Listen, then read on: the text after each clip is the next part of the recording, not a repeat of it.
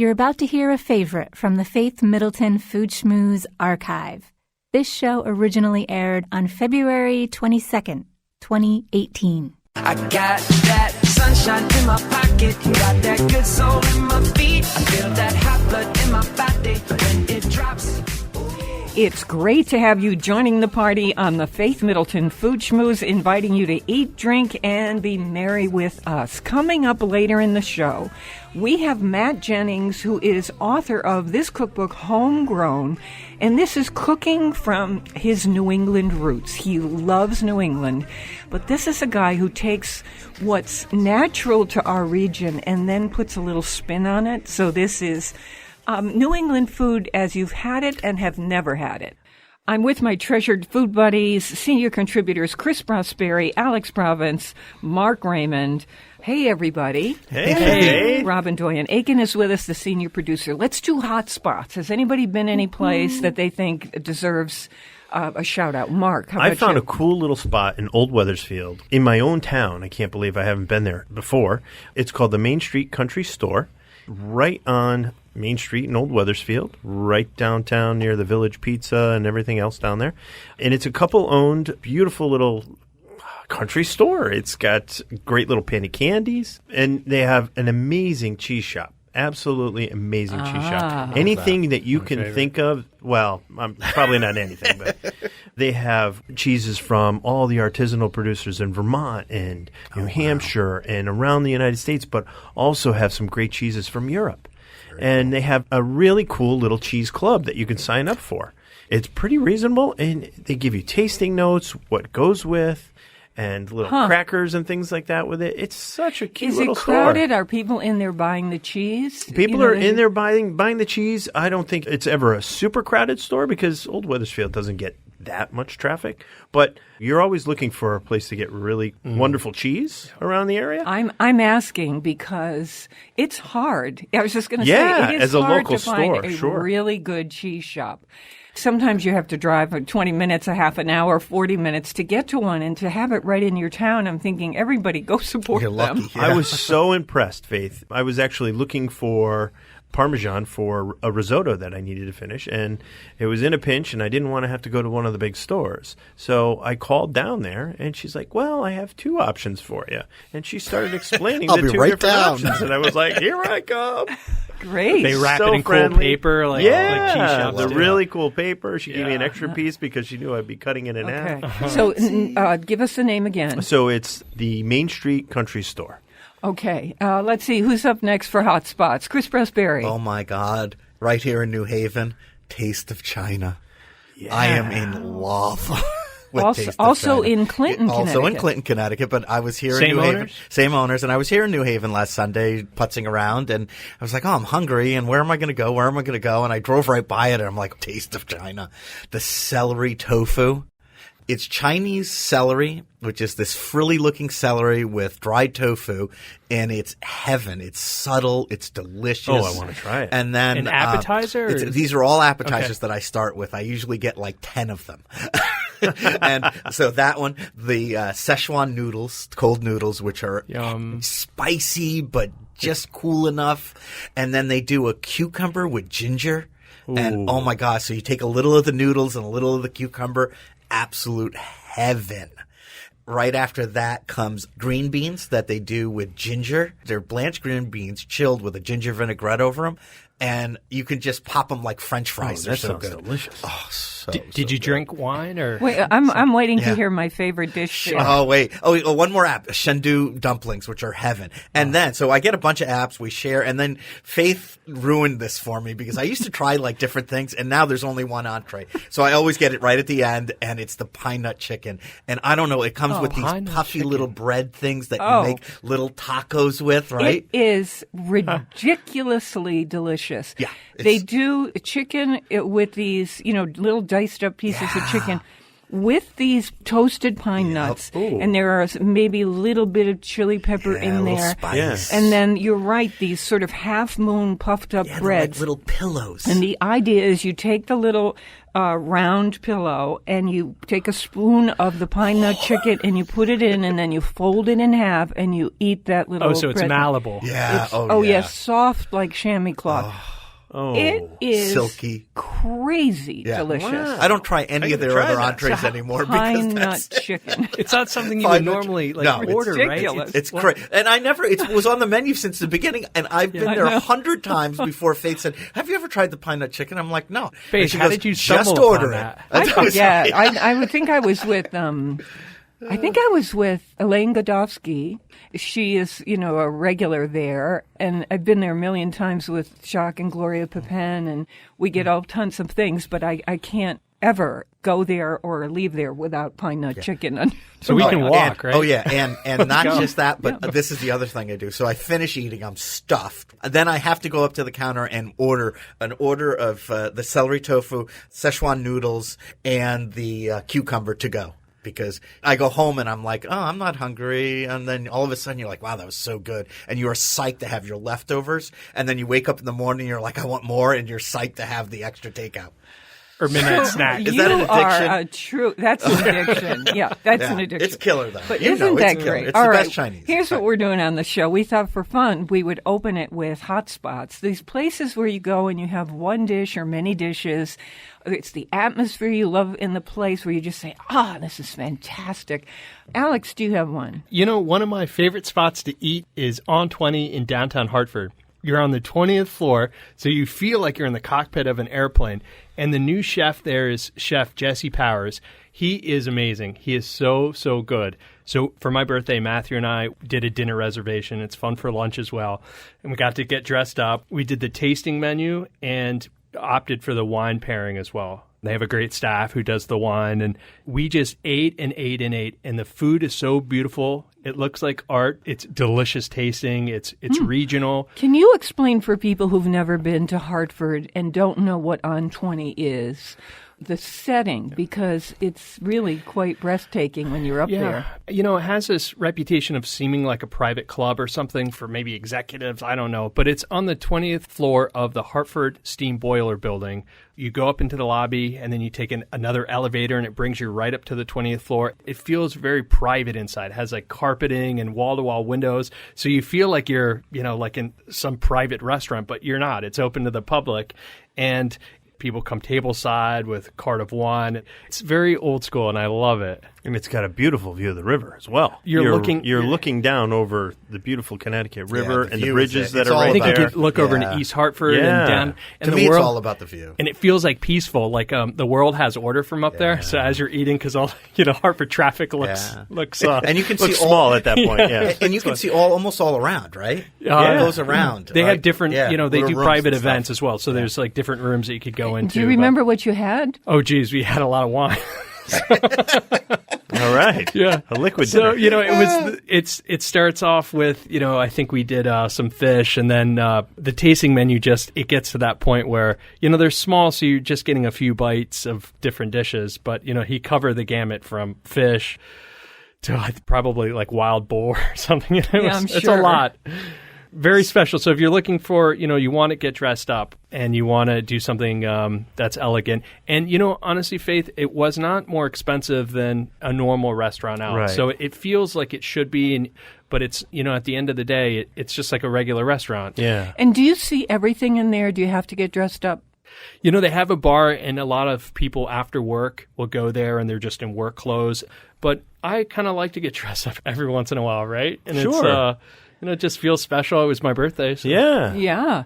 So I had a thing. I have a very dear friend, Emily Cobb, who lives in Amagansett on the east end of Long Island, and I am what would be called the aunt of her dog, Bon Bon. So everywhere when I go to see her, we take Bon Bon, and so we will only go to places that accept Bon Bon. So with this particular place, every time I see her, it's become our club, and it's called Pierre's, and it's in Bridgehampton on the South Fork of Long Island. So we go to Pierre's, and Emily gets every time. I mean, we're ridiculous. They practically have the onion soup sitting in front of her when she sits down. So she has the onion soup, and I have the Alsatian tart. And when this is a Frenchman who owns this place, Pierre's. When you have someone French making an Alsatian tart, that thin crust with the cheese that is just finely grated on it and the little tiny, tiny bits of bacon all over it, heaven. And a little bit of sort of onion flavor. It all melts together with a little crispiness. It's so stunningly delicious. I cannot stop eating this thing. I got to go. I haven't had an Alsatian tart in years. Yes. Yeah. I still love dog. the dog. So the dog sits with you? Honestly, when we get within a half a mile of the restaurant, Bon starts squealing in the back seat of my car. And I would say to Emily, does he need to get out? She said, no, he's just excited. He knows where we're going. So he has baguette with butter throughout the meal. So we each take turns breaking off pieces of bread. We butter them and then quietly slip them down. Then the wait staff brings water for him. They just love dogs. That's adorable. That's wonderful. It's fantastic. Really is. So, hot spots. And I'd like to invite you right now on Facebook. If you've got a hot spot where you went for a particular dish and you think this is great, I will return here to try this particular dish, would you let us know? Because you're going to turn all of us and everybody else onto a special dish. Our address on Facebook is Faith Middleton Food Schmooze. And we'll chat back and forth about this. It's such a cool idea. I think of my favorite restaurants, and I always tell my friends, go there, tell them that you're friends with Alex and Matt, and tell them to order what we order. Because there's truth to that, right? Like, because there's certain things that, like Forbidden City, I don't know what's on the menu. I just know Eric always makes me these certain things. Yeah. In Forbidden City in Middletown, we always go there and say, tell Eric to order what Matt and Alex, get. Because I don't know what's on the menu. I just, he brings us out this stuff. So it's fun to just say, so it'd be fun on Facebook if people tell us where to go and what to order. Yeah, that's a good idea. Yeah. That's a good idea. I'm imagining our listeners going to restaurants saying, hey, Alex and Matt sent us, and they said they were paying person too. saying, oh, do you know Alex and Matt? Put it on his tab. Just heard him on the radio, and they told me to come here and order what they ordered. Actually, I mean, don't we feel when we meet listeners or digital friends, when we meet you out there, it does feel in both directions like we know each other. Don't you find agreed. that? Like 100%. we have this, we'd never actually seen each other, but we have this ongoing relationship. So you just say you're friends of ours. For sure. Robin, do you have a hot spot? Oh, well, recently I went to Heirloom at the study at Yale for the first time, and that's a great place. Talk about people. The warm ricotta appetizer. Yes. Right, Faith? With the truffle oil. Mm-hmm. And that beautiful bread that they bring out. Oh my gosh. I'm hungry. Yes. Yeah. Yes. I went there before a show, and it was an hour well spent, I'll tell you that. This is the study at Yale. And it's right down on the main drag in New Haven, and it's the restaurant itself is called Heirloom. It's a beautiful space. Yeah, very beautiful happening. hotel. Yeah, it really is. The bar great, was filled. I was going to Wonderful say bar great scene place there. for Great cocktails. For cocktails. I was just going to say that. I don't drink cocktails out a lot, but whenever I go there, it just you sit down at the bar for a second, and I'm just about ready to order a glass of wine or something, and you just look around, and you're like, no, this is the place you have to have a cocktail. Oh, yeah. Right? It just feels like a great place to have a cocktail. It does. Have you guys gone to places that will have like a backgammon table or something where you go and can have a cocktail and play like backgammon? Do you know Winvian, the resort? Oh, yeah, Morris, Connecticut. Morris, Connecticut, so Yeah, around Litchfield. Love that place. Winvian, not only is the chef just staggeringly good, but they have a game room. And anyone can use the game room before the meal. So you can go early, have a drink. Play checkers. You Like can Chaz play. checkers. You can't imagine Yeah. what's Shuffleboard. there. Backgammon, The indoor shuffleboard. air hockey, Yeah. checkers, chess, Yeah. Beautiful pool table. everything. That They is did so think of fun. everything. It's the most They fun. did think of everything. It's so beautiful. No And pinatas. Spring is coming. Yeah. And I'll it'll forget be- it then. it'll Talk about a start- special occasion place, right? Yes, Just- but I would say that if I lived right next to Winvian, I would be there. Honestly, I would go every single week. And the food ranges from the simple. Yes. You know, I would try and have a lunch, and then when I could afford a bit more, I would have dinner there. Beautiful wine pairings with the food. And the gardens in the spring and the summer. The gardens are just gorgeous. Yes. And the spirit of the people. So professional, so warm at the same time, not in any way snooty. Yeah. Rock on, as the chef says. Yeah. Rock on. Okay, so that was fun. Hot spots. Yeah. So in our next segment, I can't wait for this. Alex Province has discovered a wine for us. And what happens is that Alex, Mark, and other people will submit wines. We try them. And then we say thumbs up or thumbs down. And usually, if we're talking about it on the air, it's because we've all tried it and said, this is a great wine. We have a great white wine to tell you about. It's a Chenin Blanc, and it is from the Loire Valley in France. It's widely available. It's a little over $15, so it's a very good price point. We'll tell you all about it in our next segment. And don't forget, also coming up, Matt Jennings, author of Homegrown, using his New England roots, doing stuff and then putting a little twist on all of our New England favorites. So it's a lot of fun. I really like this cookbook. More mouth-watering conversation and fun ahead on the Faith Middleton Food Schmooze. I hope you will make a charitable contribution to feed the hungry. We're online now at foodschmooze.org, and we'll be right back. He likes bread and butter. He likes toast and jam. That's what his baby feeds him. He's a loving man. Well, I like bread and butter. I like toast and jam.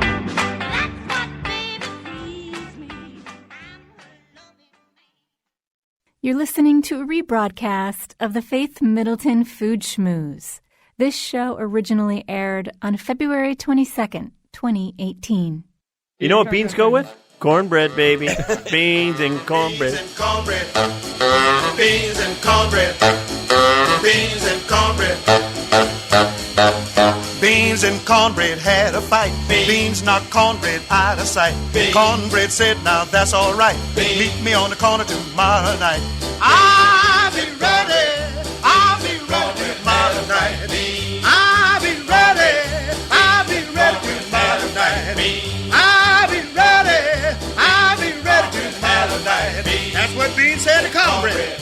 I'll be ready tomorrow night. Okay, here we go. Faith Middleton here, inviting you, my partners in crime and I are inviting you to sign up for our free podcast, which is, a copy of the show essentially, that comes to you with no effort. It just shows up in your inbox and you can listen to the Food Schmooze anytime you want. If there's something you wanted to remember from a show, some ingredients, something, you've got a whole archive of them. It's pretty fantastic. It's the way so many people listen right now. So you just go to our site, foodschmooze.org, and you'll see sign up for the podcast. You just do that once. And you're done. I'm with my treasured food buddies, Chris Prosperi, chef and co-owner of Metro Beast Restaurant in Simsbury, Connecticut. Wine brokers Alex Province, Alex from Hartford, and Mark Raymond of Weathersfield are our wine guys on the show, senior producer Robin Doyen-Aiken. We promised we would have a little wine tasting. I'm excited about this wine. We'll do a little pouring in the glass. Oh, great. Thank you. Okay, so Alex Province found this for us. This is called Saumur. You're so good at that. Saumur. It's a 2015. If you go to our website, we have this all spelled out. We have a picture of the label. Call your wine store, because they can't stock everything. But it is easily available, right? They will bring it to you within 24 hours, and then you're not wasting a trip. So the vineyard making this is called Domaine La Vigne. This is like straw in a glass, that yellow straw. What does this taste like in the mouth? So the first thing I do is I smell it, and I get flowers. It's just floral and springy. Do I get peaches?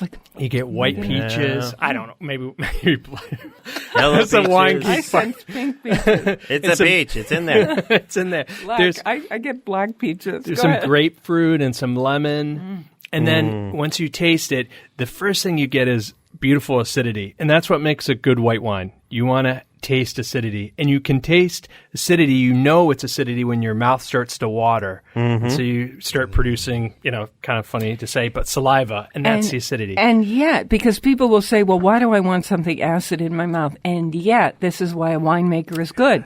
There is a roundness, a little voluptuousness to a wine that's well balanced. So there's the acidity that is great for food, and then this roundness for mouthfeel. And so it's not a bracing acidity. It's really just soft and well, supple. that's where a good winemaker comes in. If it's too strong, then that's bad. And if it's not there, it's flabby, and that's not good. But they say the acidity magnifies the fruit. So you actually, just like Chris would do a squeeze a lemon on a piece of fish, it brings out the flavor. So in the mouth, it's springy and light and bounces around, as they say, and almost tastes like a Sauvignon Blanc. The grape is Chenin Blanc, which is a neat grape. They do a lot in South Africa.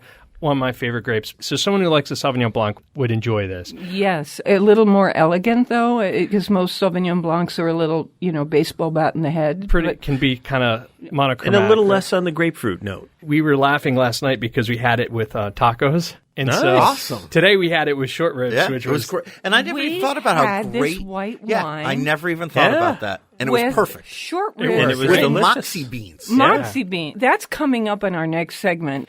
And it's this fabulous dish with Moxie soda to cook the beans in and the short ribs.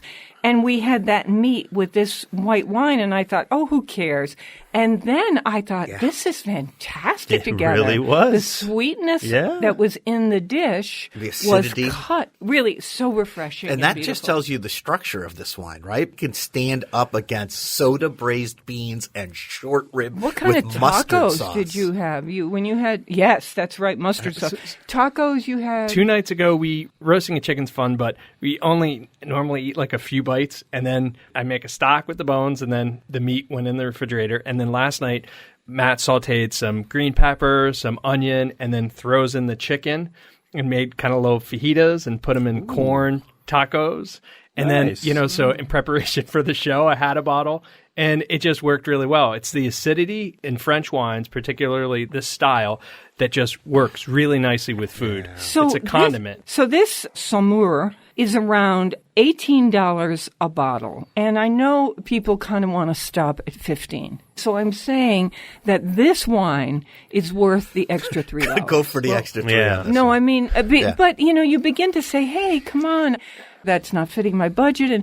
But if you can swing the extra $3, this is a very good wine. And this is from the Loire region, right? Yeah. Tell us about where in France. Well, the interesting thing about the Loire is it's such a long river. If you go to Google Maps and you follow it, it goes all the way from Goes the on Atlantic, forever. where Muscadet comes from, where they do oysters, and then it goes all the way to like Switzerland. So it goes all across France.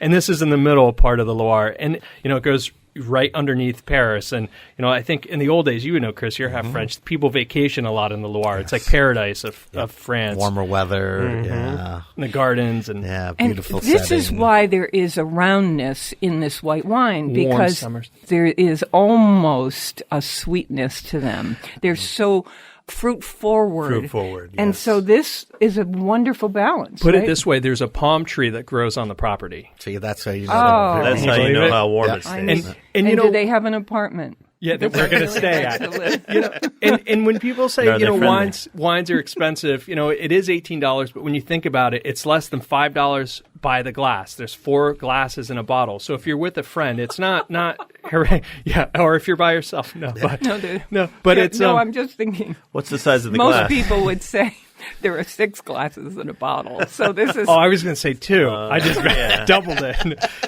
This What is a makes- judge-free zone, right? But it is interesting that it's a family-produced wine. They only have 5 hectares, so it's less than 10 acres of land. They produce a small amount. It's a father, his daughter, and son-in-law that do it. And so all of this stuff, when you have hand-picked grapes and you're making stuff by hand and it comes from a real place, it's hard to do that stuff inexpensively. It's not industrial.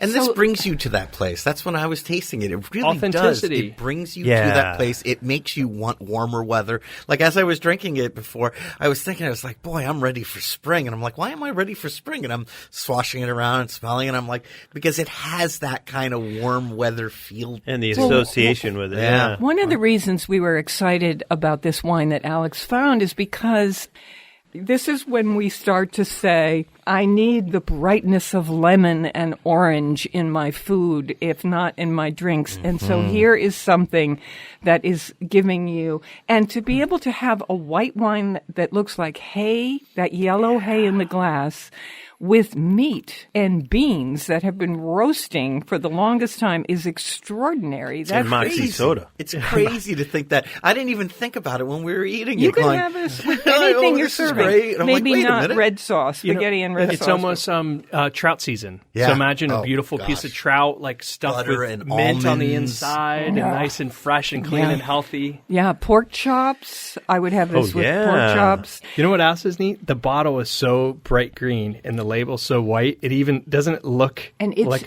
it's fresh. a bottle embossed with a kind of fleur-de-lis built right into the glass. It's very pretty, a nice wine to bring to somebody's house. Absolutely. Because it's a good aperitif wine, too. Not only great with meat, this white wine. This wine, by the way, Saumur, is at our website, foodschmooze.org. So can I tell you all about this recipe? I have this book that I love and turn to all the time, and it's How to Cook French Food in 10 Minutes. Oh, wow. And nice. every recipe in it, in every possible category is We all in need there. that book. I need that book. And so I saw my favorite, and I thought, I need to remember to put this on. Chris, it's a take on your short ribs and beans that we're going to Okay. hear about next. Yeah. This is a recipe where you get a can of white beans. Sure. You just drain them the way you do. If you want to rinse them, go ahead. And then you get a couple pork chops. Yep. And you fry them in a cast iron skillet. Salt and pepper. Just salt and pepper. A little bit of whatever you like to fry them in. A little bit of oil that you like. Canola, olive oil. Sure. And Bacon then fat. fry them for a few minutes on the first side. And then you're flipping them over. So the first side has made this little, like, crispy bits Fond, in the we call it, bottom. yeah. You call it fond. Yep. Little crispy stuff going on down the bottom of the pan. And now you're going to do the second side, and that would be the halfway mark in the cooking. You just dump the beans in. As is. Stir, right out of the can. Okay. Stir it in there and let it cook. And the beans start to soak up a little bit of the pork juice and a little bit of the crispy bits. You scrape You that cook up. it for a few minutes, and the beans are heated up, and then boom, onto the plate. There you go. Pork chops with And it's white beans. flavored Does it get by any the vinegar? cooking of the That is a pork chop. French country meal. Yeah. Simple. They do this in the countryside. That's it. You don't have to be soaking these No. beans overnight. You don't have to. Little mustard on the side, and I'm in heaven. We work. Yeah. That's a brilliant Little idea. So whole grain it's mustard. simple. Or Does it something get a on the little side. You can splash of throw vinegar? garlic in there, vinegar, anything you want. White Yeah. beans and vinegar. But so keep good. it simple. That's the key. Yeah. Right? Don't have to do all this crazy work with all these tons of ingredients. That shows you. I'm always surprised. There's one recipe I always do that's it's a potato salad with green beans, and it comes from Linda Juca, my partner. And every time I make it, it just blows me away. It's her mother's recipe, and it only has like potatoes, green beans, garlic, mint, and the teeniest bit of salt. And that's it. It has nothing else. Every time I make it, I go, oh my God, this is the best thing I've ever eaten. Because sometimes when you start Simplicity. throwing things in and you're like vinegar and this and that and this and that, you lose the authenticity, the nuances of just something as simple as these beans cooked with the pork chop. So like Faith said, the juice from the pork chop is going to come out. The fat from the pork chop is going to come out. Yeah. You have the flavor that these little bits got caramelized on the bottom of the pan. And now you're scraping that up, and the beans release this little bit of liquid that help loosen that. And it all becomes this one simple, amazing dish that you don't need to keep putting stuff in it. Sometimes it's just perfect as is. Imagine doing It's this a over one-pan dish. Yeah. like a cast iron on a fire. Go Yeah. camping or car camping. Totally. Sit out. With nothing else, right? Yeah. Simplicity. Yeah, we don't even need to go camping. Go camping just in build your a own fire in the house. kitchen. Oh. That's it. I mean, it's very, very simple to do. And So- yummy, right? And so Yeah. delicious. Probably Yeah. one of the best meals you've had right? Well, I do it. I do it kind of regularly. Yeah. Sometimes people like pork or they don't, and I happen We got to to get the name of adore the it. book. Yeah.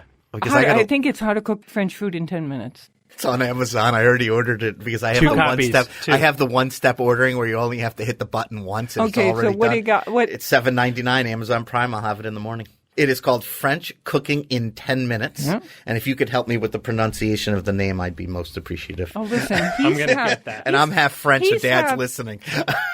I can. Yeah. Edouard de Pomienne.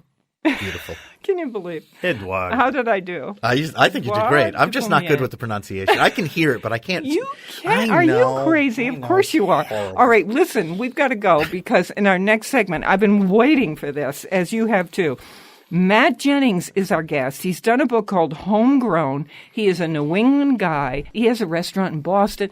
He loves to take the New England classics and put a spin on them, use his New England family recipes. He understands that New England is made up of many cultures. He is the most wonderful and smart cook. And we made some of his stuff. We're going to tell you all about it. You're going to love this. We love the local. Please support your local food growers and food makers. You can get a podcast of our show delivered to your inbox every week at foodschmooze.org. And we'll be right back. I took a trip to Boston. I was feeling in the mood for a plate of that wonderful, famous food. When I got there, I had a big shock, just about as big as a whole city block. They have no beans in Boston, plenty of fish, Chinese food if that's your dish. Steaks and chops are a beautiful fare. I couldn't find any Boston beans there.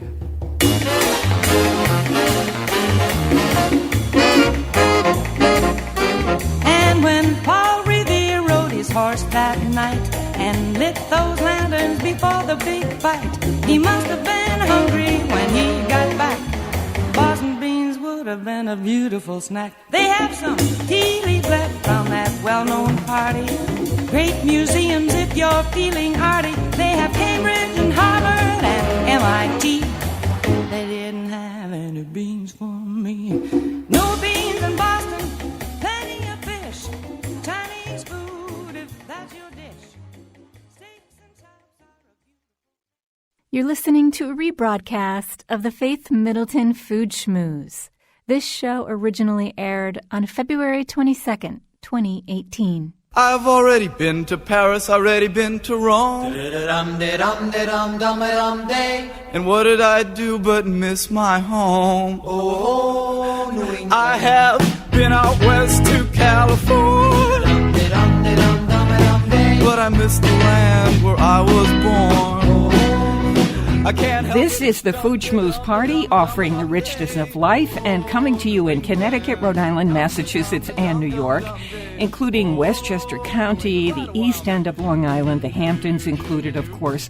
The senior producer is Robin Doyen-Aiken, and to hear this show on WNPR, it airs Thursdays at 3, podcasts, etc., at foodschmooze.org. We've been telling you this is coming, and here it is. The name of this cookbook is Homegrown. We've been waiting for this on the show. And our guide, the author, is Matt Jennings. He's really pretty much of an awesome guy. We've got him lined up on the phone. Because here's what he said in the introduction. When I say that I cook New England food, this is what I mean. A cuisine rooted in early American history, altered by immigrants from all corners of the globe, and further informed by my own travels around the world. So when I cook, the food I make celebrates this region, its ingredients, geography, and climate, its history and traditions. I hope the book Homegrown gives you a glimpse and a taste of the place I'm so proud to call home. That's a great introduction, Matt. Welcome to the Food Schmooze Party. Hey, thank you for having me. Great to be here. Oh, great to have you. Really great to have you. Also want to thank you for giving us permission to put 3 of your recipes that we love up on our food site, foodschmooze.org. We're going to get to those in a second. I'm going to start with something from your book that is not on our website because I think my partners in crime here are going to love this. This is called Evie's Pub Cheese. Oh, Matt. Explain how this came to be, and then we'll talk about what you do to make this. We were one of the first people to pronounce my grandmother's name correctly. It was Evie, not Evie, so she'd be very happy to hear that. I grew up with this recipe. Evie was my grandmother, and she was an incredible cook, really more of a baker than anything, but she had a few savory recipes up her sleeve, and this was one, and it was a super simple kind of afternoon pre-football delicacy that she'd made for my grandfather, which was just a big kind of pot of all these grated cheeses and mustard mixed up together. This is so fun. I would run and get the book because of this recipe. Listen to this.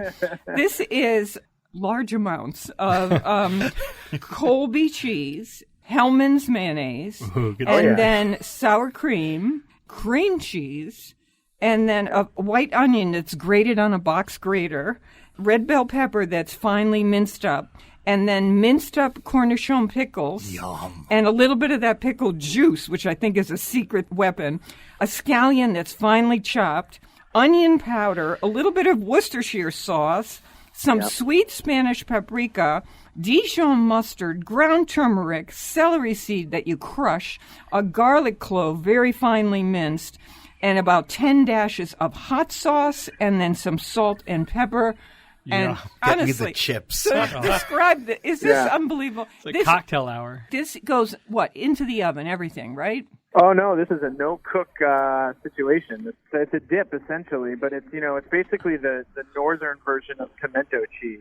So this. Wow, I love it. We'll call it New England pimento cheese. Yeah, but what about Thank you, but Matt, what about the Colby? Because I kept looking, I thought, how is she getting that Colby to melt that way? It's just really finely grated. So basically, this was in England, in pubs, this was an item that would sit out kind of on the butcher block counter that the gentlemen, then when they come in after work and have their pint, would kind of gather around, dunk pieces of bread or stale crackers in this pub cheese, and it just became kind of a social event. Well, my grandfather is from Yorkshire, England, and so when he came over here as a kid, this was something his father, my great-grandfather. So this recipe kind of came into our family as one of the real traditional English kind of staples of pub culture. And so my grandmother just took it and tweaked it and made it her own, and something that we grew up with. So no cook, it's just great, and combine all these elements together, stir it really well, and you're off. Oh, I love it. Now, we love our Southerners, but you've got nothing on us when you see this recipe. I'd put it on slabs of white bread. Yeah. Oh, my God. I'd put it on my shoes and eat it. It's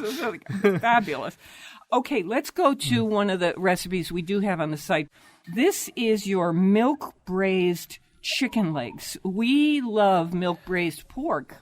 And I've been wondering if you could do a milk-braised turkey, how it would work with chicken. And here comes your recipe with this spiced rice. So tell us how you came upon this. Well, this was kind of another one of those cold weather New England discoveries that just happened to work. We always love sourcing products for the restaurant and for my home from kind of those places that you can trust and where the producer. And so we're always seeking out high-quality ingredients, whether it's dairy or fish or meat or vegetables. I think this was one of those things that we came up with kind of after a market stop one day, a farmer's market stop, picking up some fresh milk and some fresh poultry and some other things, and just kind of put this together. There was a wonderful, or continues to be a wonderful, indoor farmers market in the wintertime in Providence, Rhode Island, where I used to live. And so we brought a bunch of these things home and got cooking. But milk has a really interesting ability to break down protein structure in meat because of that lactic acid. So it tenderizes while it's cooking. So it's one of the beauties of this recipe is that you come out with, it may not be this kind of stunningly, centerfold quality visual, because you do have some, coagulation of the curds and some separation of the milk as it cooks. You have this incredibly rich, decadent, delicious. Oh, I know. Very, off the bone. very tender chicken. Yeah. So everybody, you can see this at our site, foodschmooze.org. Thanks to Matt and the publisher. But imagine this. So you've got chicken thighs with the bone in, because they're going to be more flavorful, right, Matt, this way with the bone Exactly. in. And then a little salt and pepper and a little canola oil and some unsalted butter and pearl onions and a few celery stalks and some orange zest and star anise and a cinnamon stick. You can thicken this with a little all-purpose flour, or if you're somebody who's got gluten issues and you want to use cornstarch, you could do that too, right, Matt? Sure. Whole milk, a bay leaf. This all comes together. As Matt says, it breaks down the protein in the chicken, and all that juice in the milk also creates an amazing sauce. So you've got your sauce built in. Gravy. And then you've got a spiced rice that you serve with this, which is garlic and coriander seeds and cumin seeds, brown rice, and a little bit of butter and scallion all diced up. And you start putting the chicken on top of that rice with the gravy. How about that? I lived in Providence too, Matt, and loved Rhode Island, loved Providence. I know the farmers market stuff that you're talking about, so I'm really into what you're into. So Chris Prosperi, yes, it is. So Chris Prosperi, our resident chef here on the show, we asked Chris, we said, Chris, would you make these short ribs that are in the book and on our website, foodschmooze.org? These are the braised short ribs with Moxie Beans. We're talking about Moxie soda. Yeah. To flavor this. So, Chris, tell it's us all how about this the was. beans. Tell us how this The went short for ribs you. are good. The short ribs are good. It's all about the beans, though. And you know what? I didn't think I was all in because of the soda, but boy, when we ate it, I noticed, and this rarely happens, I looked around the table, and all the plates were clean. Yeah. And I was like, wow, the beans were gone. It was really good. It was almost addictive, right? Because you kept like, I'll just take one more bite. It's that thick slab bacon that's crisped on top that got all mixed in there. With the Moxie soda. With the Moxie soda. But did this happen to you when we were eating this dish of Matt's? I tasted the beans and I said, wow, that is quite on the sweet side. I'm going to eat all of my short rib. And I ate it. And then I put my fork down, and then I was staring, looking at the beans, and I picked my fork back up, and I had a few more mouthfuls of beans. Then I put my fork down, and then we were talking, and then I picked it back up. Like, I just couldn't stop eating them. The mustard gets into the beans because it's a mustard sauce. Like you braise it, and then you finish the sauce with some whole grain mustard, and oh my God. Yeah. Okay, let me tell you. So the beans, you've got kidney beans, and they're dried, by the way, little canola oil and salt, the Moxie soda, and if you don't have that, you could use Dr. Pepper, people. Apple cider vinegar and bacon slices. Then you do your short ribs with the usual suspects, garlic and chopped tomatoes and dry red wine and beef stock and whole grain mustard. And it all gets cooked and it's served together, and it is... The beans. And was it hard for you to do? No. You soak the beans and you cook them, and then when they're pretty much all the way cooked, maybe not quite, you take them, you strain them, and then you put them in a heavy bottom Dutch oven, and you pour over the soda, which again I was like, bubbles up. Bubbles up, yep. And then you mix in some tomato paste and then some apple cider vinegar. And remember, Moxie has a little bitterness, right? Yep. So it has the bitterness, it has the sweetness, and then you put a little apple cider vinegar, which gives it a little sourness, and then it gets this thick sliced bacon. So you mix all that up, Smoky. You put it in the thing, and then the bacon you cut into pieces and lay it on top. And let me tell you, the smell coming out of the oven.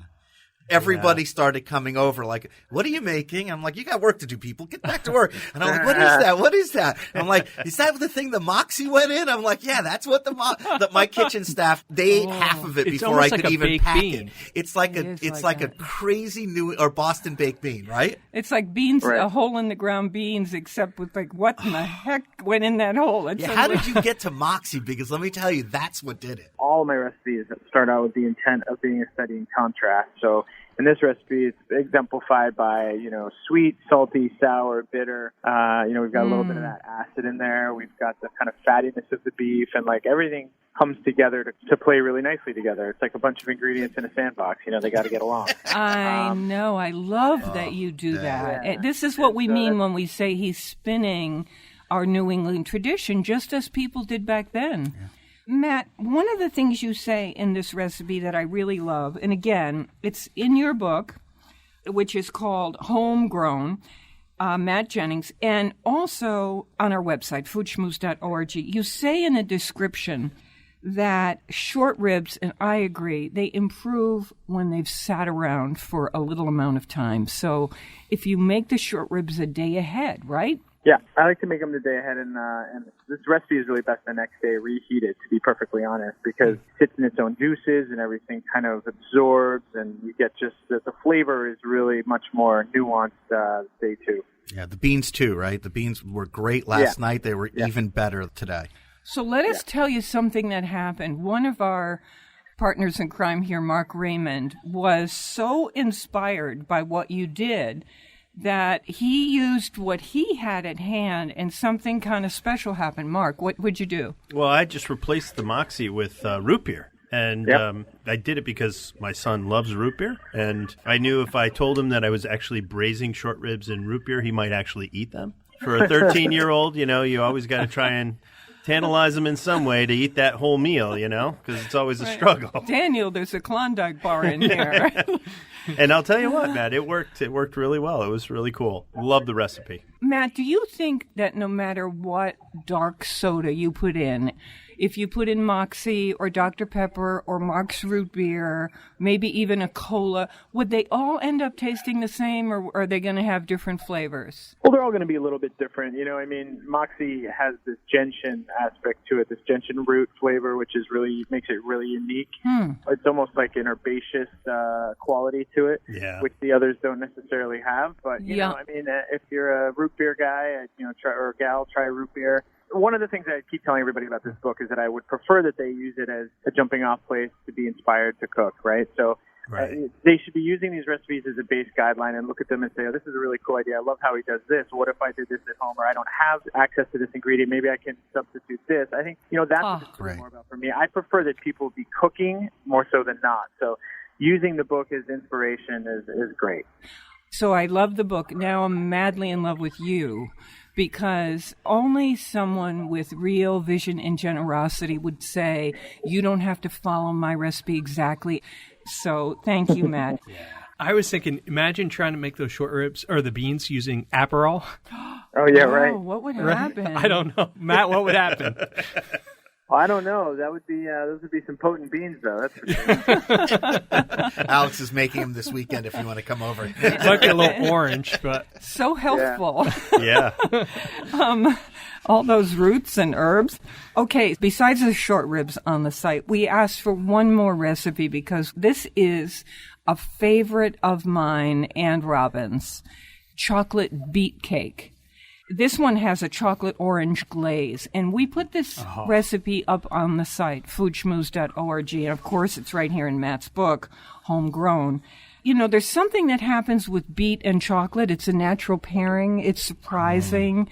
You can't taste the beets, and yet the moisture from them is there, and the health from them is there, and it's just gorgeous. Is it like with an the earthiness chocolate. or something? Well, I think what's nice about the beet is that it adds a little bit of moisture. It adds a little bit of residual sweetness that is not like a refined sugar sweetness necessarily, but more of that kind of subtle vegetal sweetness. Just kind of one of those things where you can look to ingredients that may be unusual and begin to incorporate those into your recipes, even into, in this case, sweets. We're talking about butter and olive oil in the cake, flour and sugar, but not too much sugar, and cocoa powder and baking soda and baking powder, usual suspects, and then buttermilk and eggs and vanilla extract. Then you make this glaze. And, these beets in here you can use red or golden, and you kind of poach them, and then you put them in the food processor, and they become a puree, and it just disappears in the cake, but the cake is unbelievably moist, and yet has a denseness. His idea of vegetal sweetness is just a beautiful description. I love that, Matt. It works really well. It works really nicely. What is a huge part of cooking for me is to encourage people to not be afraid. I think that, we're at our best in the kitchen when we're willing to take some chances and, kind of look around at our plethora of ingredients that surround us as consumers these days. I mean, the amount of things that are in the marketplace is unprecedented, right? We have access to the most incredible foodstuffs. And so to kind of look at those and not be afraid and say, hey, you know what? I'm going to take Homegrown with me into the market. I'm going to look around. Isn't I'm he going to see great? what I can pull off the shelves or out of the bins and utilize them in new ways that may be interesting. It might be a little scary, but the results are totally delicious. All I can say is amen. Yeah, me too. That Me is too. so- no, Hey, it's- you're awesome. Thank you so much for being on the Food Schmooze with us. My pleasure. Thanks for having me, guys. Okay, See you, Matt. see you Take soon. care, Matt. We're on WNPR Thursdays at 3. You know our rule, never eat more than you can lift. In New Haven, I'm Faith Middleton.